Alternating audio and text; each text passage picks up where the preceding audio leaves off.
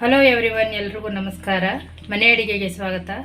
ಇವತ್ತು ತುಂಬ ರುಚಿಕರವಾಗಿರುವಂತಹ ಆಮ್ಲೆಟ್ ಮಾಡೋದನ್ನ ತಿಳಿಸ್ಕೊಡ್ತಾ ಇದ್ದೀನಿ. ಹಾಗೆ ನಮ್ಮ ಚಾನಲ್ ನೋಡ್ತಾ ಇರೋರು ನಮ್ಮ ಚಾನಲ್ಲು ಕೂಡ ಸಬ್ಸ್ಕ್ರೈಬ್ ಮಾಡ್ಕೊಳ್ಳಿ. ಬನ್ನಿ ಈಗ ಆಮ್ಲೆಟ್ ಮಾಡೋ ವಿಧಾನ ಹೇಗೆ ಅಂತ ತಿಳ್ಕೊಳ್ಳೋಣ. ಬನ್ನಿ, ಈಗ ನಾನಿಲ್ಲೊಂದು ಪಾನ್ನ ಇಟ್ಕೊಂಡಿದ್ದೀನಿ. ಅದಕ್ಕೆ 1 ಟೇಬಲ್ ಸ್ಪೂನ್ ಆಗೋಷ್ಟು ಎಣ್ಣೆ ಹಾಕೋತಾ ಇದ್ದೀನಿ. 1 ಟೇಬಲ್ ಸ್ಪೂನ್ ಎಣ್ಣೆ ಹಾಕಿದ್ರೆ ಸಾಕು. ಎಣ್ಣೆ ಸ್ವಲ್ಪ ಬಿಸಿ ಮಾಡಿಕೊಂಡು, ಜಾಸ್ತಿ ಏನು ಬಿಸಿ ಇಲ್ಲ. ಇಲ್ಲಿ ನಾನು 2 ಈರುಳ್ಳಿನ ತೊಗೊಂಡಿದ್ದೀನಿ, ಸಣ್ಣದಾಗಿ ಕಟ್ ಮಾಡಿ ತೊಗೊಂಡಿದ್ದೀನಿ. 2 ಹಸಿಮೆಣಸಿಕಾಯಿ ಇಷ್ಟು ಹಾಕ್ಕೊಂಡು ಸ್ವಲ್ಪ ಫ್ರೈ ಮಾಡ್ಕೊಳ್ಳೋಣ. ಇದನ್ನು ಜಾಸ್ತಿ ಏನು ಫ್ರೈ ಮಾಡ್ಕೊಳಂಗಿಲ್ಲ, 1 ನಿಮಿಷ ಫ್ರೈ ಮಾಡಿಕೊಂಡ್ರೆ ಸಾಕು. ಇದರಲ್ಲಿರೋ ಸ್ವಲ್ಪ ಹಸಿ ವಾಸನೆ ಹೋಗಲಿ ಅಂತ ಅಷ್ಟೇ.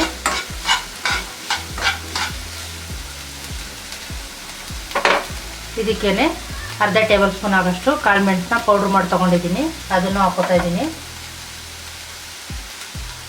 ರುಚಿಗೆ ತಕ್ಕಷ್ಟು ಉಪ್ಪು ಸ್ವಲ್ಪ ಕಡಿಮೆನೇ ಹಾಕ್ಕೊಳ್ಳಿ.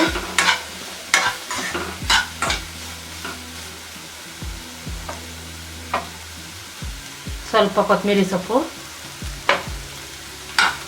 ಇವಿಷ್ಟು ಹಾಕ್ಕೊಂಡು ಫ್ರೈ ಮಾಡಿಕೊಂಡ್ರೆ ಸಾಕು.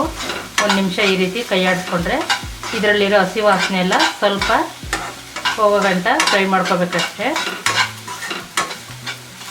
ಈಗ ಇದಾಗಿದೆ, ಸ್ಟವ್ ಆಫ್ ಮಾಡ್ಕೊಬಿಡೋಣ. ಈಗ ಇದನ್ನು 1 ನಿಮಿಷ ಆರೋದಕ್ಕೆ ಬಿಡೋಣ. ಡೈರೆಕ್ಟ್ ಇದು ಬಿಸಿ ಇದ್ದಾಗಲೇ ನಾವು ಮೊಟ್ಟೆ ಒಳಕ್ಕೆ ಹಾಕಬಾರ್ದು.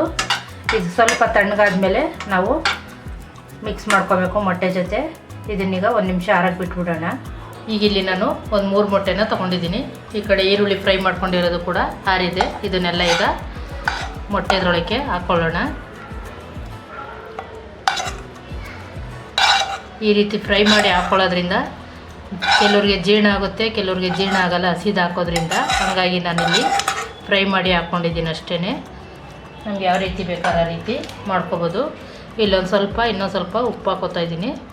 ಮೊದಲು ಈರುಳ್ಳಿ ಫ್ರೈ ಮಾಡುವಾಗ ಹಾಕ್ಕೊಂಡಿದ್ದು, ಈಗ ಇನ್ನೊಂದು ಸ್ವಲ್ಪ ಹಾಕ್ಕೊತಾ ಇದ್ದೀನಿ. ಇಷ್ಟು ಹಾಕ್ಕೊಂಡು ಮಿಕ್ಸ್ ಮಾಡ್ಕೋಬೇಕು. ಚೆನ್ನಾಗೆಲ್ಲ ಬೀಟ್ ಆಗಬೇಕು. ಇದು ತುಂಬಾ ಬೇಗನೆ ಮಾಡ್ಕೋಬೋದಂತ ಆಮ್ಲೆಟು. ಇದು ಬ್ಯಾಚುಲರ್ಸ್ಗೆಲ್ಲ ಬೇಗ ಆಗುತ್ತೆ, ಡಯಟ್ ಮಾಡೋರಿಗೆ ಕೂಡ ಬೇಗ ಆಗುತ್ತೆ. ಬೆಳಗ್ಗೆ ಟಿಫನ್ಗೆ ಒಂದು ಆಮ್ಲೆಟ್ ತಿನ್ಕೊಂಡು ಹೋದರೆ ಸಾಕು. ಮೊಟ್ಟೆ ಇಷ್ಟಪಡೋರು ತಿಂದ್ಬಿಟ್ಟು ಒಂದು ಸ್ವಲ್ಪ ಜ್ಯೂಸು ಆ ಥರ ಏನಾರು ಕುಡಿದ್ರೆ ಡಯಟು ಕೂಡ ಆಗುತ್ತೆ. ನೋಡಿ, ಈ ರೀತಿ ಎಲ್ಲನೂ ಕೂಡ ಬೀಟ್ ಮಾಡ್ಕೋಬೇಕು. ಚೆನ್ನಾಗಿ ಉಪ್ಪು ಮೆಣಸು ಎಲ್ಲ ಮಿಕ್ಸ್ ಆಗಬೇಕು. ಈ ರೀತಿ ಬೀಟ್ ಮಾಡಿಕೊಂಡ್ರೆ ಸಾಕು. ಬನ್ನಿ, ಈಗ ನಾನು ಅದೇ ಪ್ಯಾನ್ನ ಇಟ್ಕೊಂಡಿದ್ದೀನಿ. ಇದಕ್ಕೆ ಈಗ ನಾನು ಕಲಸಿಟ್ಕೊಂಡಿರೋಂಥ ಮೊಟ್ಟೆನ ಹಾಕೋತಾ ಇದ್ದೀನಿ. ನೀವು ತವದ ಮೇಲೆ ಬೇಕಾದ್ರೆ ಹಾಕೋಬೋದು. ತವದ ಮೇಲೆ ಹಾಕೋದ್ರಿಂದ ಸೈಡ್ಗೆಲ್ಲ ತೆಳ್ಳಗೆ ಎಳ್ಕೊಳ್ಳುತ್ತೆ. ಇದಾದರೆ ರೌಂಡ್ ಶೇಪಲ್ಲಿ ನಮಗೆ ಹಾಗೆ ಕೂತ್ಕೊಳ್ಳುತ್ತೆ, ಒಂದೇ ಶೇಪಲ್ಲಿ ಬರುತ್ತೆ. ಹಂಗಾಗಿ ಇಲ್ಲಿ ನಾನು ಪಾನ್ ಮೇಲೆ ಹಾಕೋತಾ ಇದ್ದೀನಿ. ಇದು 2 ಸೈಡ್ ಒಂದು 10 ನಿಮಿಷ ಬೇಯಿಸ್ಕೊಂಡ್ರೆ ಪರ್ಫೆಕ್ಟಾಗಿ ರೆಡಿ ಆಗುತ್ತೆ. ಸ್ಟವ್ ಸಣ್ಣ ಉರಿ ಇಟ್ಕೊಂಡು ಬೇಯಿಸ್ಕೋಬೇಕು, ಇಲ್ಲಾಂದರೆ ಜಾಸ್ತಿ ಉರಿ ಇಟ್ಟರೆ ಸೀದೋಗ್ಬಿಡುತ್ತೆ.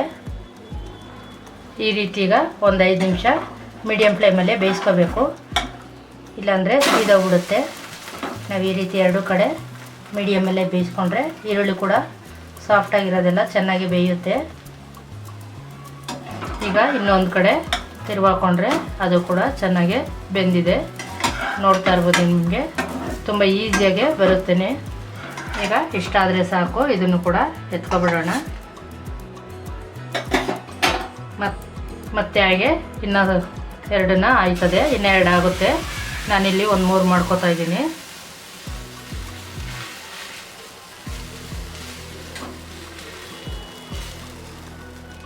ಈ ರೀತಿ ಸೆಕೆಂಡ್ ಬ್ಯಾಚು ಕೂಡ ಹಾಕಿದ್ದೀನಿ. ಈ ರೀತಿ ಆದರೆ ಸಾಕು. ನೋಡಿ ಫ್ರೆಂಡ್, ಬಿಸಿ ಬಿಸಿ ಆಮ್ಲೆಟು ರೆಡಿಯಾಗಿದೆ. ಇದು ಬ್ಯಾಚುಲರ್ಸ್ಗಂತೂ ಬೇಗನೆ ರೆಡಿ ಮಾಡ್ಕೋಬೋದು.